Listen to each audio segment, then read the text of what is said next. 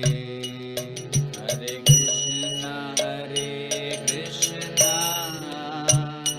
Krishna Krishna, Hare Hare, Hare Ram,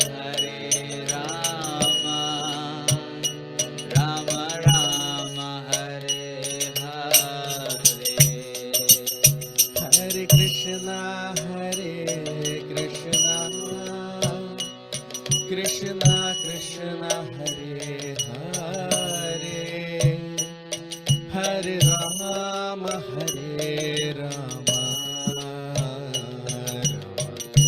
Rama Hare Hare. Hare Krishna, Krishna Krishna, Hare Hare, Hare Rama, Rama Rama, Hare Hare. Hare Krishna, Krishna Krishna, Hare Hare, Hare Rama,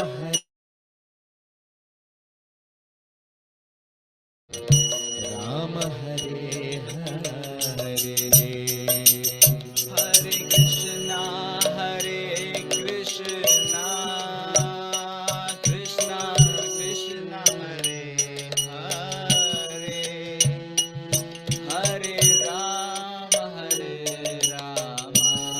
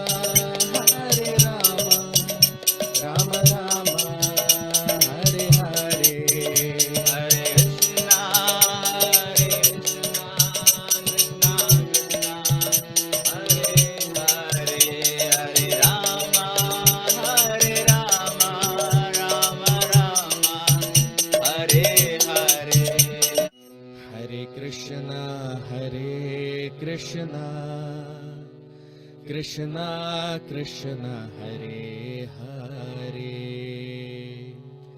Hare Rama Hare Rama, Rama Rama Hare Hare.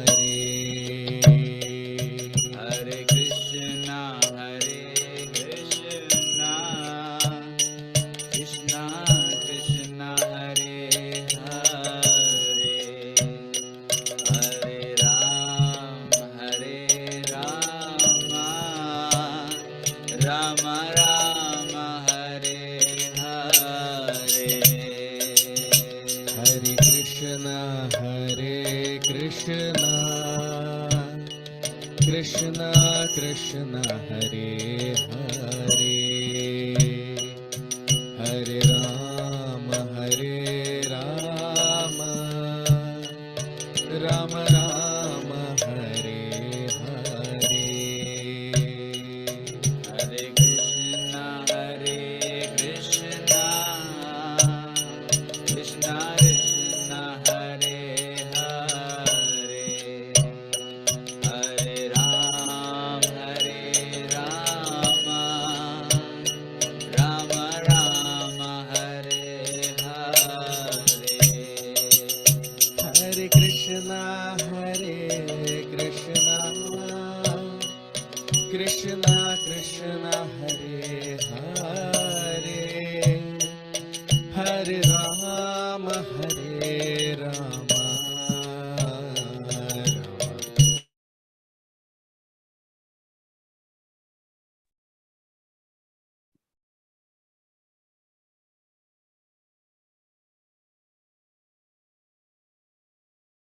Hare Krishna. So, very warm welcome to all of you for today's session on the Srimad Bhagavatam. We'll start our session with the prayers. Om Namo Bhagavate Vasudevaya. Om Namo Bhagavate Vasudevaya. Om Namo Bhagavate Vasudevaya. Narayanam Namaskritya Naran Chaiva Narottamam Devim Saraswatim Vyasam Tato Jayamudiraye Nashtaprayeshu Bhadreshu Nityam Bhagavat Sevaya Bhagavati Uttama Shloke Bhaktir Bhavati Nashtiki.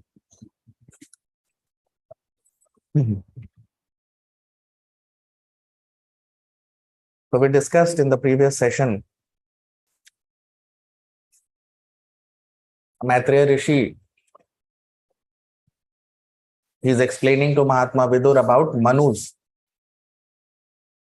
the duration of time of Manu and the living entities in the upper planetary systems. Predominantly Manus, who are descendants of Lord Brahma. We discussed about Lord Brahma's day, which is equal to 2000 Mahayugas.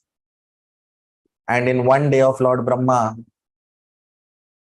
so Brahma's day and night combined together is 2000 Mahayugas. And there are 14 Manus in the day of Lord Brahma. And each Manu rules for, in this universe, he rules for 71, around 71 Mahayugas. So after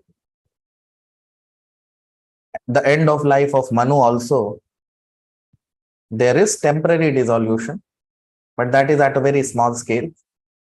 But real dissolution or partial dissolution takes place after the end of Lord Brahma's day, and complete dissolution or complete devastation of the universe takes place after the end of the lifetime of Lord Brahma. Now today we'll begin our discussion with text 24, shloka number 24 of the 11th chapter of the 3rd canto of Srimad Bhagavatam.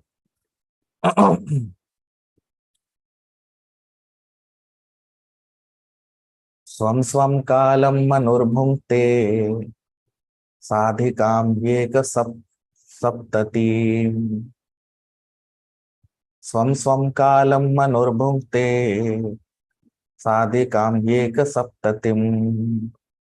Translation: each and every Manu enjoys a life of a little more than 71 sets of 4 millenniums. The same thing what we discussed in the previous session. Here Maitreya Rishi is saying that Swam Swam Kalam Manur Bhunkte.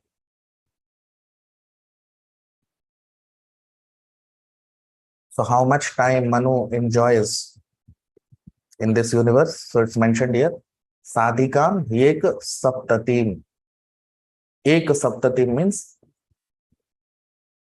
71. Ek Saptatim. Saptatim means 70. Ek means 1, 71. And Sa Adhikam. Sa Adhikam. So little more than 71 cycle of yugas. That means little more than 71 Mahayugas. That is the duration of life of one Manu. Each Manu. Each and every Manu enjoys that much duration of life. Right. So if you calculate according to the calculation of demigods, we discussed in the previous session that the 4 millenniums, that means one Mahayug, is all 4 yugas combined together. So that is equal to 12,000 years of demigods. Now you multiply 71 with 12,000. So that comes to around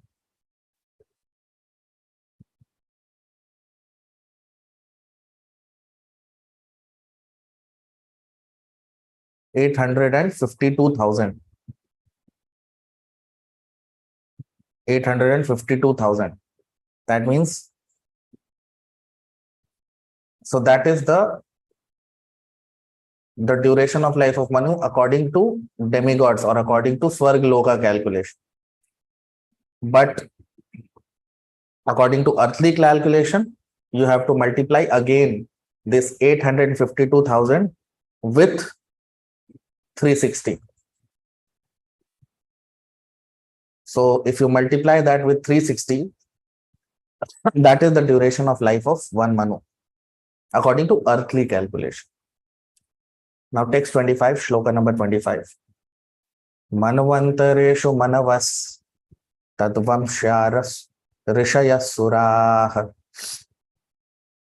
bhavanti chaiva yugapat sureshashchanu ye chatan.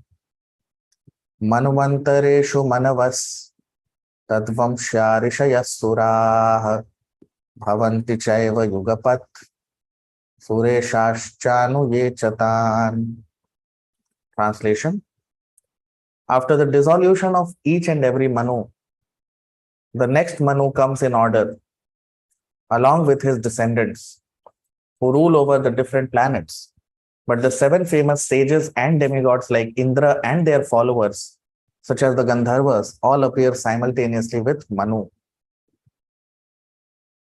Now you see. What is Maitreya Rishi saying here? So he's saying, Manavantareshu manavas tadvamsha rishaya sura. So Manavantareshu, Manu Antar. Antar means at the end of every Manu. Manavas, another Manu appears. Tadvansha, with his vansh. Vansh means with his descendants. Right. So after the end of 71 Mahayugas, the Manu who is ruling, his duration of life ends, and then the next Manu, he is created by Lord Brahma potency, and he appears with all his descendants, and then he rules over the universe, just like the previous Manu. Rishaya Sura, and similarly, the Rishaya means this rishis in the upper planetary systems, Janaloka planetary system, Tapaloka, Satyaloka. So in the upper planetary systems also, the sages like Bhrigu Rishi, Atri Rishi, there are many, the seven great sages. So all these great sages, they also appear along with Manu and along with their descendants.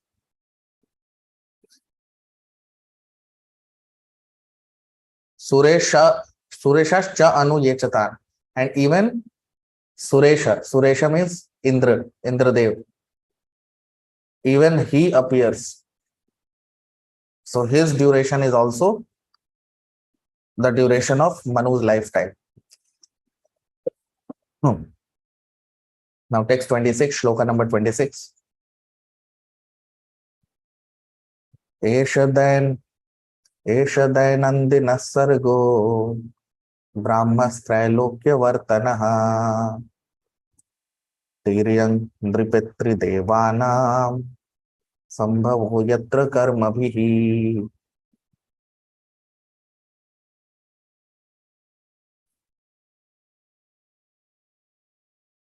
Esha Dayanandina Sargo Brahmastralokya Vartanaha Tiryang Nripetri Devanam Sambhavo Yatra Karmabhihi. Translation. In the creation during Brahma's day, the three planetary systems, Swarga, Martya and Patal, revolve. And the inhabitants, including the lower animals, human beings, demigods, and pitas, appear and disappear in terms of their fruitive activities. Now you see. So what happens after that? After next Manu comes in order, so what happens?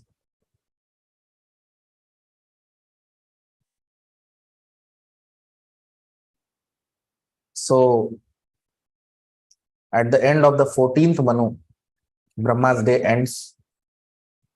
And then again, his night begins. And then again, after the night, Lord Brahma's day begins, and again there is creation. Okay.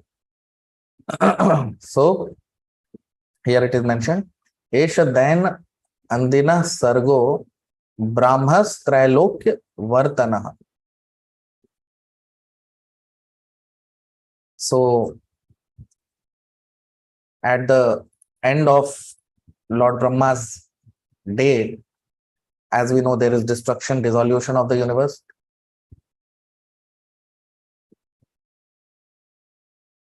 And then when his day begins, again there is secondary creation done by Lord Brahma.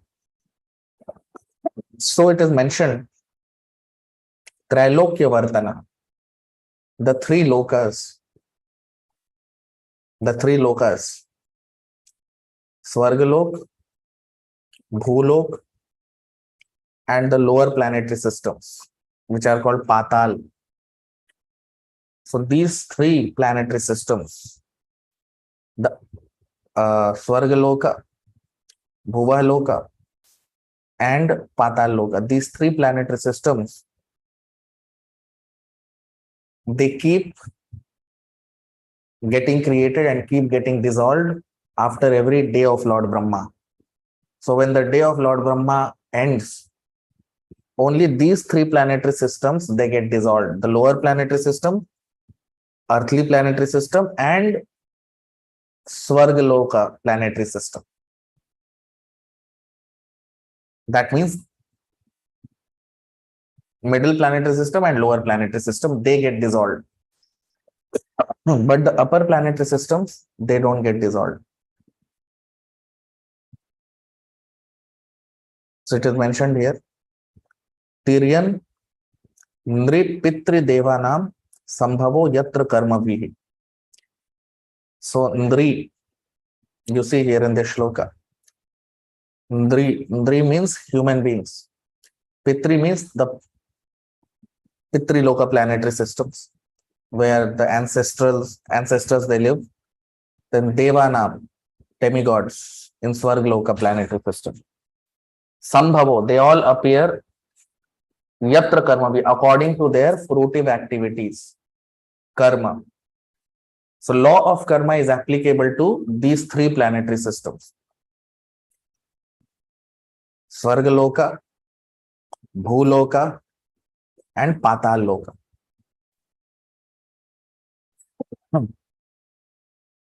So these three planetary systems are every living entity there are bound by law of karma, and according to their karmic reactions, they take birth after the creation during the day of Lord Brahma. Now text 27, shloka number 27. Manvantareshu Bhagavan Bibhrat Sattvam Samurtibhihi Manvadibhir Idam Vishwam Avatyudita Paurushaha.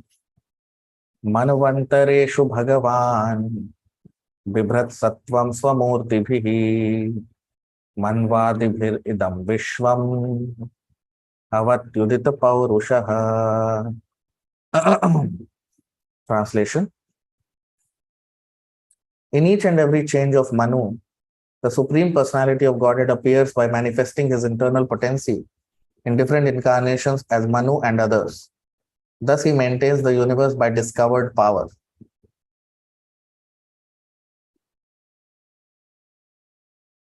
Now you see, what is Maitreya Rishi saying here? So he's saying, Manvantareshu. So during every Manvantar, that means the lifetime of Manu, 71 Mahayugas, Bhagavan Bibhrat Sattvam Swamurtibhihi. So the Lord incarnates. So these avatars of the Lord who appear in every lifetime of Manu once, they are called Manvantar avatars. Okay. There are different kinds of avatars. Yuga avatars who appear in every Mahayug, just like Lord Ramchandra, his Yuga avatar. Then there are Manvantar avatars who appear once in lifetime of Manu. So here, that's what Maitreya Rishi is talking about. So Manu Adibhir Idam Vishwam Avatyudita Paurushaha. So the Lord, he incarnates during the lifetime of Manu and he maintains the universe Avati Udita Paurusha by his transcendental potencies. Paurusha means his potencies. So the Lord, he takes avatar in every Manvantar. That means the lifetime of one Manu. And he maintains this universe. So such avatars are called Manvantar avatars.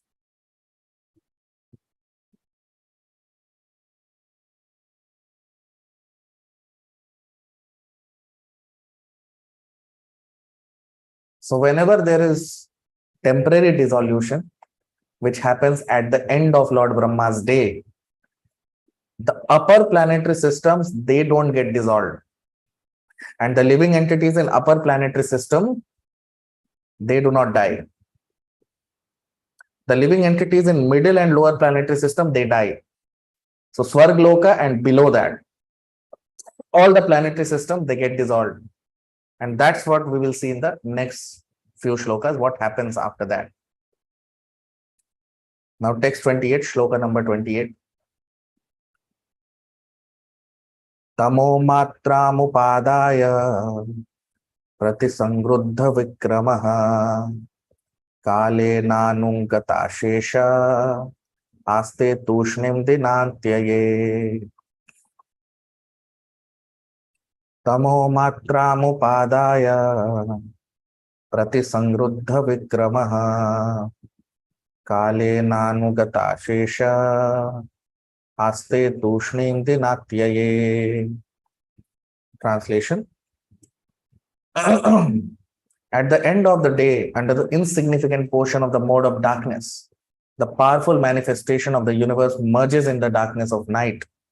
By the influence of eternal time, the innumerable living entities remain merged in that dissolution and everything is silent. You see. So, tamo matra mupadaya. So, prati samruddh vikramaha. कालेन अनुगत अशेषः आस्ते तूष्णी दिनात्यये.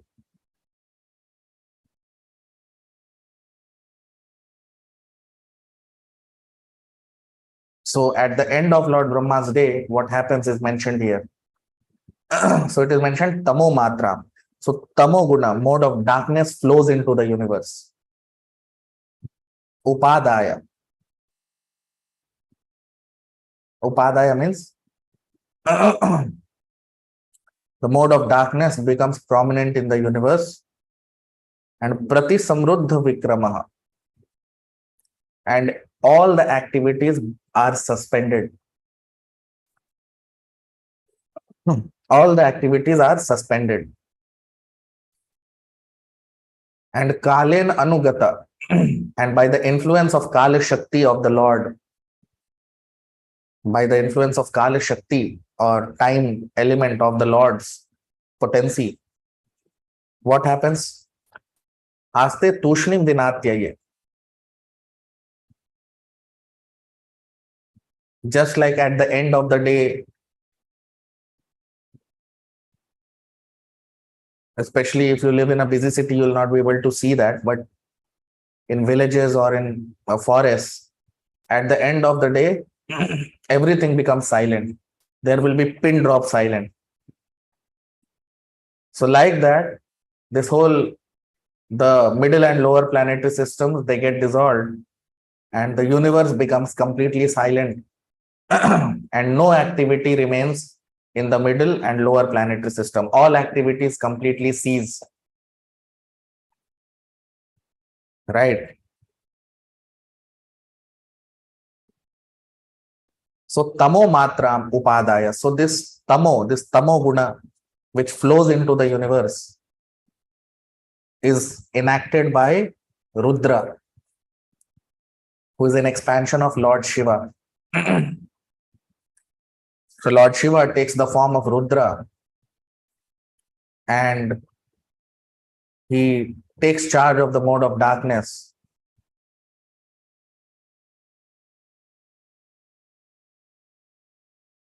And that's why he is called as sometimes he's called as Mahakal. Why? Because he is the person at the end of every day of Lord Brahma. He takes charge of the mode of darkness and he is represented by Mahakal or eternal time, and he brings to end all the activities of the universe.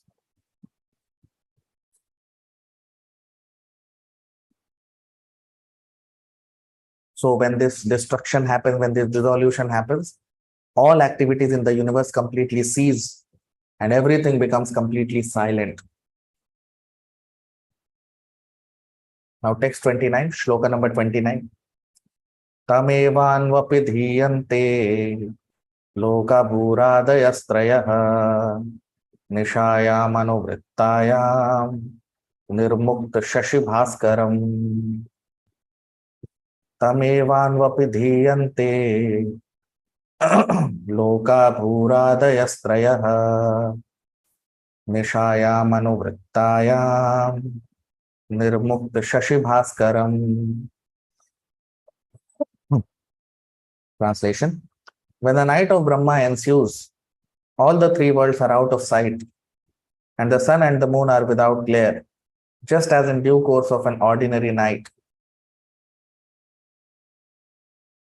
So now you see, tam evanu apidhiyante loka bhur adayas trayah. So loka bhur adayas, that means bhur adayas means the three planetary systems which are represented by Swargloka, Bhuloka, and lower planetary system Patal Loka. So below Swargloka, all the planetary systems, they completely get submerged in dissolution. Nishayam Anuvrittayam. And it seems as if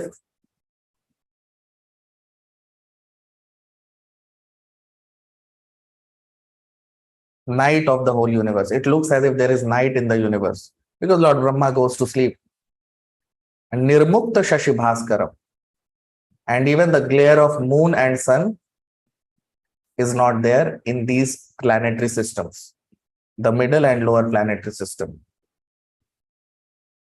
So it's not that the sun and moon get dissolved. No, sun and moon do not get dissolved. They do not vanish. The planetary systems, the middle and lower planetary systems, they vanish or they get dissolved. Sun and moon, they still exist, but they provide light. Their effulgence is visible to upper planetary systems.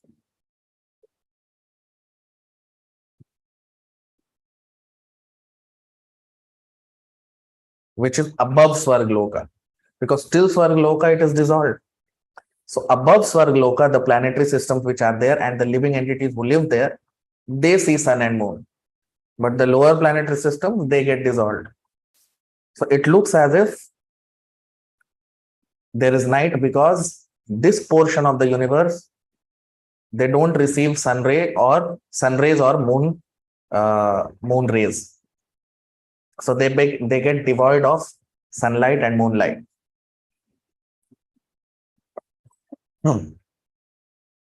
So the upper planetary systems, they receive moon rays and sun rays, but the middle and lower planetary system, they do not receive.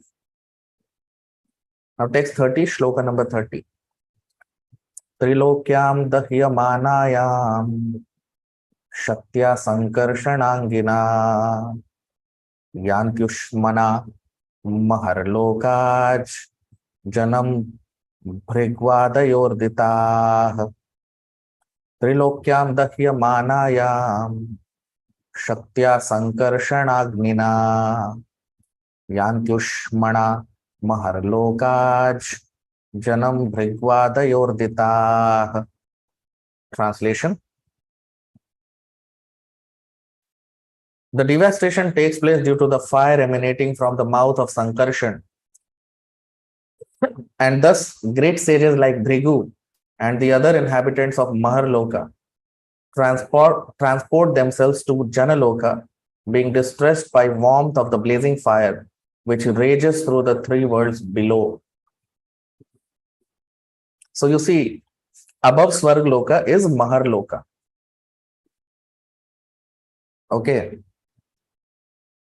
And above Maharloka is Janaloka. Then above Janaloka is Tapoloka. And above Tapoloka is Satyaloka, which is the Loka of Lord Brahma. Satyaloka means Brahmaloka.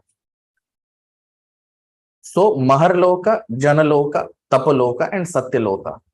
Now till Swargaloka, dissolution happens. And how this happens, you see in this shloka. Trilokyam dahyamanayam shaktya sankarshanagnia. So the fire which emanates from the lotus mouth of Lord Sankarshan, who is present in the form of Ananta Shesha, in the form of celestial, transcendental snake incarnation of the Lord Sankarshan. So from his lotus mouth, there is fire, and that fire devastates all the planetary systems. Okay. So the heat, that scorching heat, is burning all the planetary systems, beginning from Swargloka and below. So just above Swargloka is Maharloka. So the living entities who live in Maharloka, they also get affected by the fire of, or they also suffer or they get distressed by this scorching heat of till the Swargloka planetary system. So this scorching heat influences Maharloka planetary system. Although Maharloka does not get dissolved, but the living entities who live there, they get influenced by that, they get affected by that. So they transport themselves to upper planetary systems, which is Janaloka. So Janaloka planetary system onwards, they don't get affected by this fire. So Janaloka, Tapoloka, and Satyaloka, they never get influenced by this devastating fire, which emanates from Lord Sankarshan. So Sankarshan Agnina, Agni, Yantyushmana Maharlokach, Janam Bhrigvadayo. So Bhrigu Rishi and many other rishis who live in Maharloka, they transfer themselves to upper planetary system, which is Janaloka and Tapoloka. And they get saved from the wrath of Lord Sankarshan. So that is what we see here. We'll continue our discussion in the next session. We'll stop here. You can like the video, comment, subscribe. Thank you very much. Hare Krishna.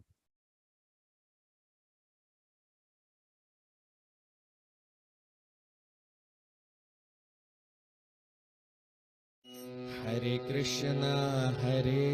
Krishna, Krishna Krishna, Hare Hare, Hare Rama,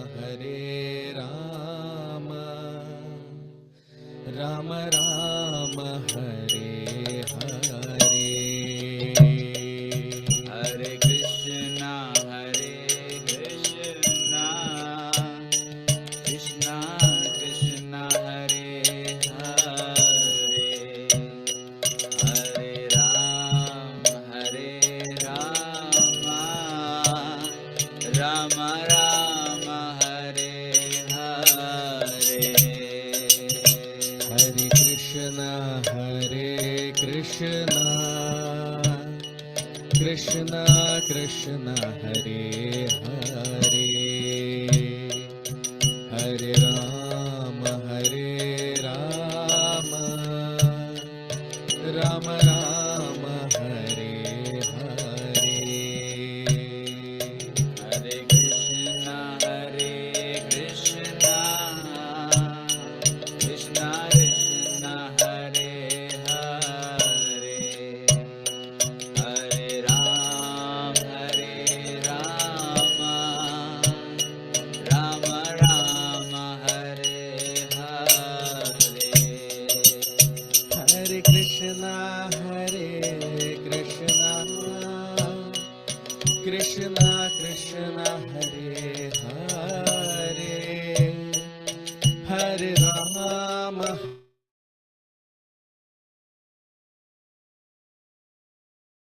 हरे कृष्णा। आप सबका बहुत स्वागत आज के भागवत के सत्र में। प्रार्थना के साथ अपने सत्र को प्रारंभ करेंगे। ओम नमो भगवते वासुदेवाय, ओम नमो भगवते वासुदेवाय, ओम नमो भगवते वासुदेवाय। नारायणं नमस्कृत्य नरं चैव नरोत्तमं देवीं सरस्वतीं व्यासं ततो जयमुदीरयेत्। नष्टप्रायेषु भद्रेषु नित्यं भागवत सेवया भगवति उत्तम श्लोके भक्तिर्भवति नैष्ठिकी।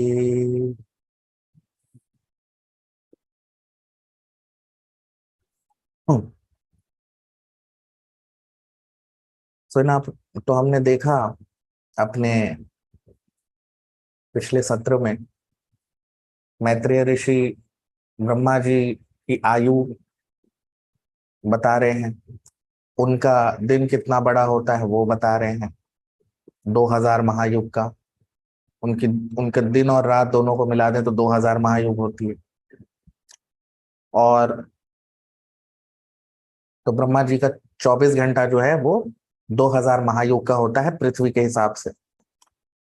हमने स्वर्गलोक की भी किस तरह से समय की गणना वहां होती है वो देखी, और हमने मनु के बारे में भी देखा कि मनु जो होते हैं किस प्रकार ब्रह्मा जी के एक दिन में 71 मनु आते हैं।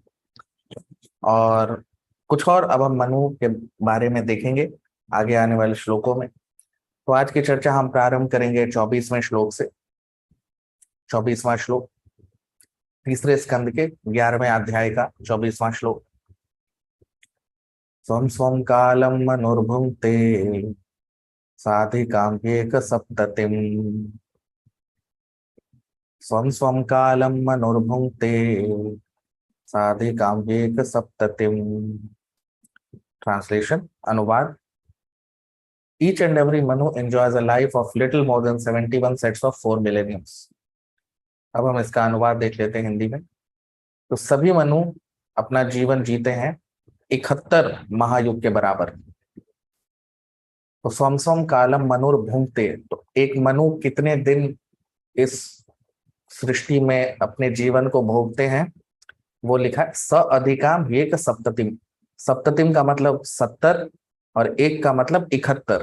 तो 70 और एक 71। स अधिकाम, तो 71 से थोड़ा सा अधिक, 71 से थोड़ा सा अधिक एक मनु का जीवन होता है। 71 महायुग से थोड़ा सा अधिक। तो एक महायुग की अवधि कितनी है हमने देखी थी अपने पिछले सत्र में। एक महायुग जो है वो देवताओं के अगर हिसाब से जोड़ें तो 12,000 स्वर्ग लोक पे 12,000 साल के बराबर होता है। ठीक है, तो स्वर्ग लोक का 12,000 साल एक महायुग होता है पृथ्वी पे। अब उस हिसाब से मनु कितने होते हैं? 71। तो 71 को गुना करेंगे 12,000 से, तो देवताओं के अगर साल वर्ष हम देखें तो 8,52,000 साल का की मनु की आयु होती है स्वर्ग लोक के हिसाब से। अगर पृथ्वी लोक के हिसाब से करना है तो 8,52,000 को 360 से गुना कर दीजिए, तो उतने साल की आयु मनु की होती है पृथ्वी लोक के हिसाब से। ठीक है, तो 8,52,000 गुना 360, तो लगभग 30,67,20,000 के आसपास आता है। ये मनु की के जीवन की आयु होती, उनकी अवधि होती। 25वां श्लोक। मनवंतरेषु मनवस् तद्वंश्या ऋषयः भवन्ति चैव युगपत् सुरेशाश्चानुये च तान्। मनवंतरेषु मनवस् तद्वंश्या ऋषयः भवन्ति चैव युगपत् सुरेशाश्चानुये च तान्। ट्रांसलेशन, अनुवाद। After the dissolution of each and every Manu, the next Manu comes in order, along with his descendants who rule over the different planets. But the 7 famous sages and demigods like Indra and their followers such as Gandharvas all appear simultaneously with Manu. अब हम इसका अनुवाद देख लेते हैं हिंदी में। तो सभी मनुओं के अंत के बाद अगले मनु आते हैं अपने वंश के साथ, और इस अलग अलग ग्रहों को शासन करते हैं, और इनके साथ ऋषि और देवता लोग इंद्र के साथ भी इनके साथ जन्म लेते हैं। अब आप देख, तो कह रहे हैं मनवंतरेशु। मनवंतर का मतलब होता है एक मनु का जो जीवन होता है।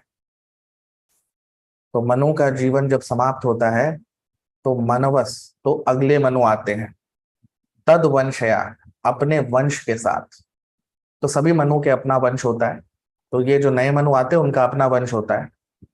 ऋषय असुरा, और उसी समय जो ऋषि मुनि है ऊपर के लोगों के, वो भी उनके साथ आते हैं, और देवता लोग भी आते हैं। भवन्ति चैव युगपत्। तो इस तरह से अलग अलग जो मनु होते हैं वो अपने अपने वंशजों के साथ इस ब्रह्मांड में अलग अलग लोगों पे शासन करते हैं, और उनके आने के साथ अलग अलग देवता और ऋषि मुनि भी आते हैं, उन्हीं के साथ जन्म लेते हैं। 26वां श्लोक। एष दैनंदिन सर्गो ब्राह्मस्त्रैलोक्य वर्तनः पितृदेवानां संभवो यत्र कर्मभिः। एष दैनंदिन सर्गो ब्राह्मस्त्रैलोक्य वर्तनः पितृदेवानां संभवो यत्र कर्मभिः। Translation. In the creation during Brahma's day, the three planetary systems Swarga, Martya and Patal revolve, and the inhabitants, including the lower animals, human beings, demigods and pitas, appear and disappear in terms of their fruitive activities. तो अब आप देखिए क्या कह रहे मैत्रेय ऋषि कि दैनंदिनः सर्गो, तो जब जब ब्रह्मा जी का, जैसा हमने पिछले सत्र में भी चर्चा किया था कि ब्रह्मा जी का जब दिन समाप्त होता है तो प्रलय आता है, आंशिक प्रलय। और जब ब्रह्मा जी का दिन प्रारंभ होता है फिर से, तो वापस से सृष्टि होती है। तो कह रहे हैं यहां पर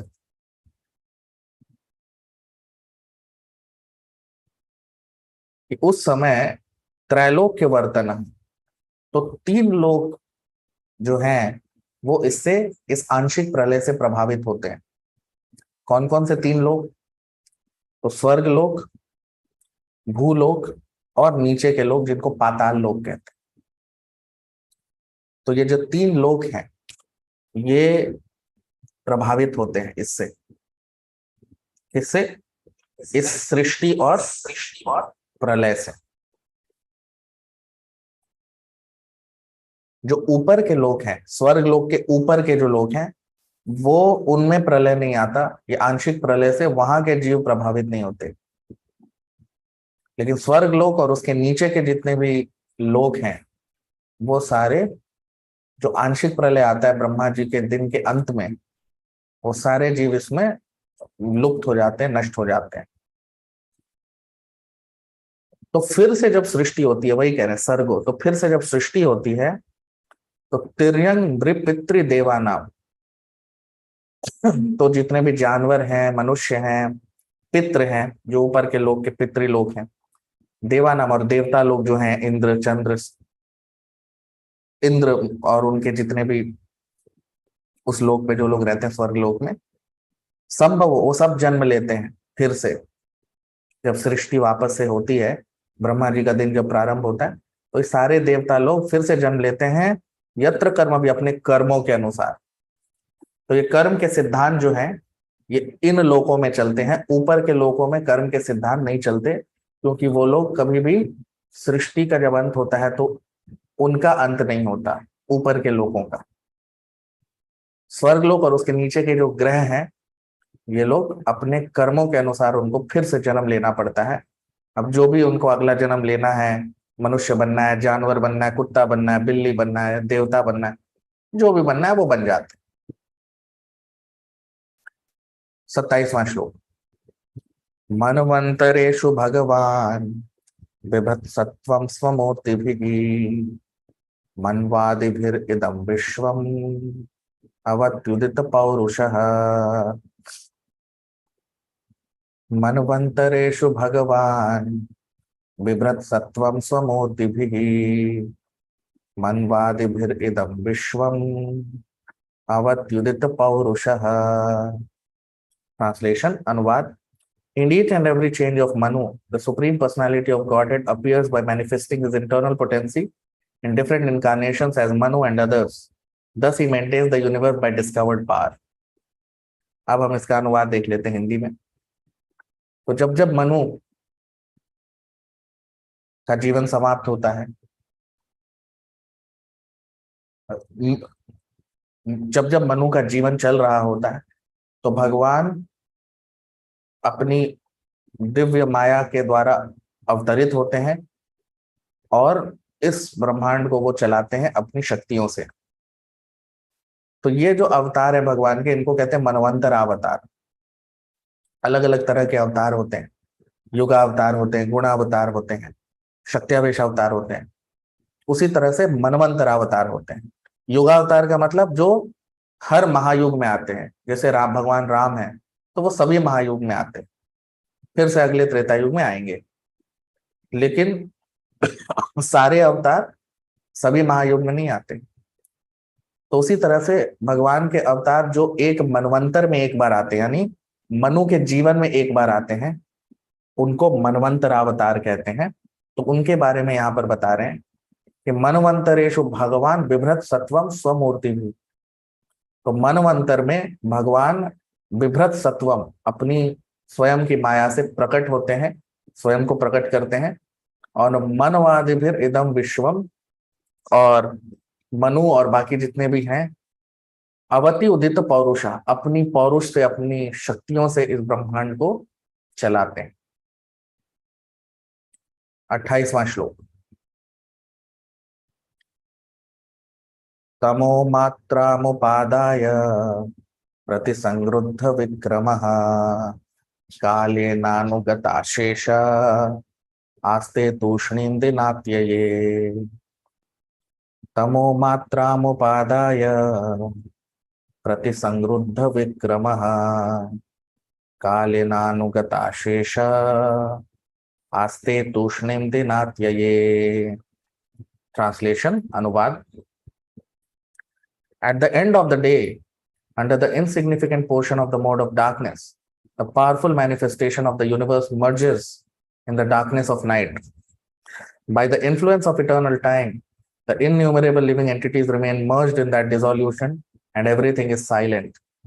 अब हम इसका अनुवाद देख लेते हैं हिंदी में। तो ब्रह्मा जी के दिन जब समाप्त होता है तो तमोगुण के प्रभाव से ये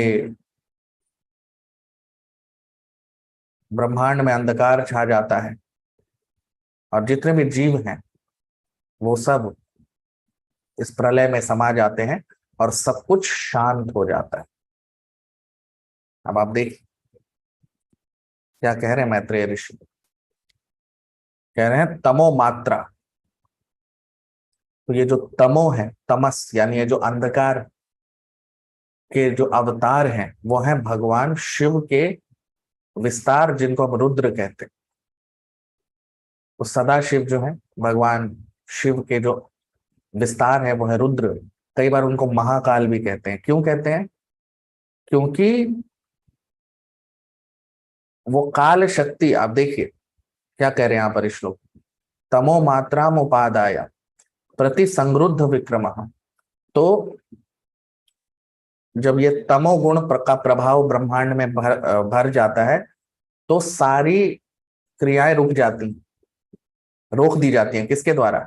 कालेन अनुगताशेष। तो काल शक्ति जो भगवान की है, तो वो जो काल शक्ति है भगवान की, उसके अवतार है रुद्र, जिन्हें हम महाकाल भी कहते हैं। भगवान शिव के विस्तार है वो। तो आस्ते तूष्णीम दिनाते, तो भगवान शिव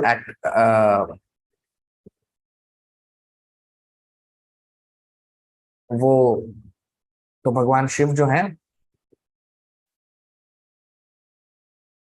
वो महाकाल के रूप में ये तमोगुण का को नियंत्रण करते हैं और इस सृष्टि में विनाश, प्रलय आ जाता है। और कह रहे तूष्णीम दिनाते हैं और सब कुछ शांत हो जाता है। जैसे आप जंगल वगैरह में जाएंगे, गांव में जाएंगे, तो जब दिन समाप्त होता है तो सब कुछ ऐसा लगेगा आपको बिल्कुल सुनसान हो गया है। तो ऐसे ब्रह्मांड में भी ऐसा लगता है जैसे बिल्कुल सुनसान हो गया सब कुछ। ठीक है, तो सब कुछ बिल्कुल सुनसान हो जाता है और सारी जो क्रियाएं हैं ब्रह्मांड की वो रुक जाती हैं। स्वर्ग लोक और उसके नीचे के लोकों में, ऊपर के लोकों में कोई दिक्कत नहीं आती, ऊपर के लोग चलते रहते हैं, ऊपर के लोग के जीव भी आराम से, उनको उससे प्रभावित नहीं होते। वो ये प्रभावित कौन होते हैं? स्वर्ग लोक और उससे नीचे के जो लोग हैं वो।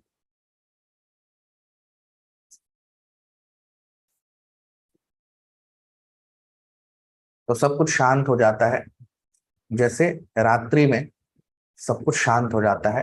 तो ब्रह्मांड की रात्रि होती है क्योंकि ब्रह्मा जी सो रहे होते हैं, तो सब कुछ शांत हो जाता है। 29वां श्लोक।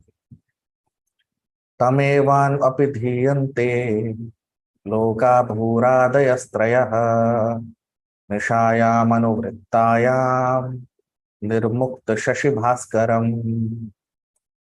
तमेवान्वपि ध्रियन्ते लोका भूरादयस्त्रयः निशायामनुवृत्तायाम निर्मुक्त शशि भास्करम। ट्रांसलेशन, अनुवाद। When the night of Brahma ensues, all the three worlds are out of sight, and the sun and the moon are without glare, just as in due course of an ordinary night. अब हम इसका अनुवाद देख लेते हैं हिंदी में। तो ब्रह्मा जी की जब रात्रि आती है तो पूरा विश्व, स्वर्ग लोक और उसके नीचे के जो लोक हैं वो लुप्त हो जाते हैं, और चंद्रमा और सूर्य की रोशनी भी उन पर नहीं पड़ती, जिस प्रकार रात्रि में चंद्रमा और सूर्य की रोशनी नहीं आती। अब आप देखिए, जो अमावस्या की रात होती है उसमें चंद्रमा की रोशनी नहीं आती ना, तो उसमें न तो सूर्य की रोशनी रहती है न चंद्रमा की। तो उसी तरह से ये उस तरह की रात होती है जिसमें जो स्वर्ग लोक हैं और उसके नीचे के जो लोक हैं उनके उन पर सूर्य और चंद्रमा की किरण भी नहीं पड़ती। तो ऐसा नहीं कि सूर्य और चंद्रमा लुप्त हो जाते, नहीं, सूर्य और चंद्रमा रहते हैं, लेकिन उनकी रोशनी ऊपर के लोकों के लोगों तक पहुंचती है। तो ऊपर के लोक हैं, स्वर्ग लोक के ऊपर महरलोक, जनलोक, तपोलोक, सत्यलोक। तो स्वर्ग लोक के ऊपर कौन सा लोक आता है? महरलोक। महरलोक के ऊपर कौन सा लोक आता है? जनलोक। जनलोक के ऊपर कौन सा लोक आता है? तपोलोक। और तपलोक के ऊपर आता है सत्यलोक, जिसको ब्रह्मलोक भी कहते हैं। तो महरलोक, जनलोक, तपलोक और सत्यलोक, इन चारों लोकों में सूर्य और चंद्रमा की किरणें पड़ती हैं, लेकिन उसके नीचे के जो लोक हैं वहां से सूर्य और चंद्र लुप्त हो जाते हैं, उनकी रोशनी भी नहीं पड़ती जैसे रात में होता है। बिल्कुल रात्रि जैसा माहौल हो जाता है और सब कुछ शांत हो जाता है और अंधकार भर जाता है नीचे के लोकों में, स्वर्ग के नीचे के लोकों में, स्वर्ग और उसके नीचे के लोकों में। 30वां श्लोक। त्रिलोक्याम दह्यमानायाम शक्त्या संकर्षणाग्निना यान्त्युष्मणा महर्लोकाज जनम भृग्वादयोर्दिताः। त्रिलोक्याम दह्यमानायाम शक्त्या संकर्षणाग्निना यान्त्युष्मणा महर्लोकाज जनम भृग्वादयोर्दिताः। ट्रांसलेशन, अनुवाद। The devastation takes place due to the fire emanating from the mouth of Sankarshan, and thus great sages like Bhrigu and other inhabitants of Maharloka transport themselves to Janaloka, being distressed by the warmth of the blazing fire which rages through the three worlds below. अब हम इसका अनुवाद देख लेते हैं हिंदी में। तो मैत्रेय ऋषि कह रहे हैं कि विनाश जो आता है वो संकर्षण, भगवान के मुख से जो अग्नि निकलती है उसके कारण आता है, और महरलोक के जो ऋषि मुनि और देवता हैं वो स्वयं को जनलोक में चले जाते हैं, क्योंकि स्वर्ग लोक तक का जो अग्नि है वो उन्हें प्रभावित करती। अब आप देखिए क्या कह रहे हैं त्रिलोक्याम दह्यमानायाम, तो 3 लोक यानी स्वर्गलोक, भूलोक और उसके नीचे पाताल लोक।